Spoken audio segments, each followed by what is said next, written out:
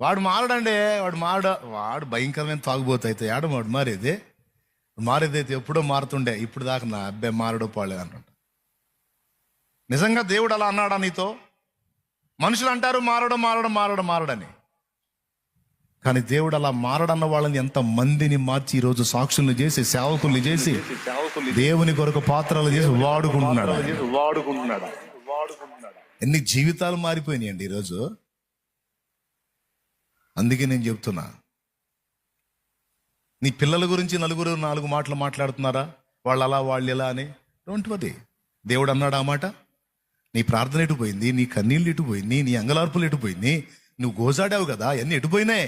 మొత్తం నీ కన్నీళ్లు బుడ్డిలో దాచాడు, నీ విజ్ఞాపనలన్నీ గ్రంథములో రాశాడు. వాటన్నిటికీ తగిన కాలం ముందు ఒకటొకటిగా ఉత్తరం ఇస్తాడు. 10 మంది 10 మాటలు మాట్లాడుకుంటే వాటిని లక్ష్య పెట్టాల్సిన అవసరం లేదు.